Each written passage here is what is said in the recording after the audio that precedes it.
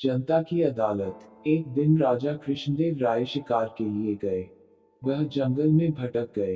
दरबारी पीछे छूट गए। शाम होने को थी। उन्होंने घोड़ा एक पेड़ से बांधा। रात पास के एक गांव में बिताने का निश्चय किया। राहगीर के वेश में किसान के पास गए। कहा, दूर से आया हूँ, रात को आश्रय मिल सकता है। किसान बोला, आओ जो रूखा सूखा हम खाते हैं आप भी खाइएगा।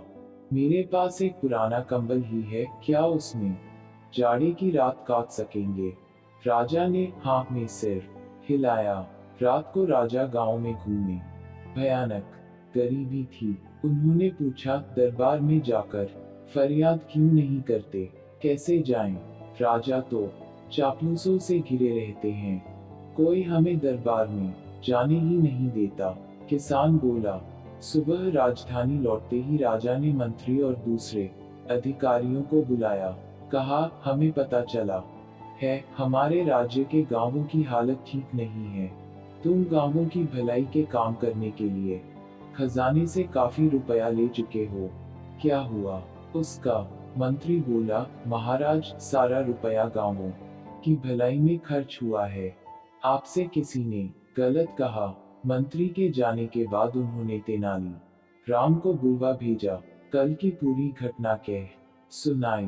तेनाली राम ने कहा, महाराज प्रजा दरबार में नहीं आएगी, अब आपको ही उनके दरबार में जाना चाहिए। उनके साथ जो अन्याय हुआ है उसका फैसला उन्हीं के बीच जाकर कीजिए। अगले दिन राजा ने दरबार में घोषणा की, कल से हम गांव गांव में जाएंगे, यह देखने के लिए कि प्रजा किस हाल में जी रही है। सुनकर मंत्री बोला, महाराज लोग खुशहाल हैं, आप चिंता न करें, जाड़े में बेकार परेशान होंगे। तेनालीराम बोला, मंत्री जी से ज्यादा प्रजा का भला चाहने वाला और कौन होगा? यह जो कह रहे हैं ठीक ही होगा, मगर आप भी तो प्रजा की खुशहाली देखिए। मंत्री ने राजा को आसपास के गांव दिखाने चाहे, पर राजा ने दूर दराज के गांव की ओर घोड़ा मोड़ दिया।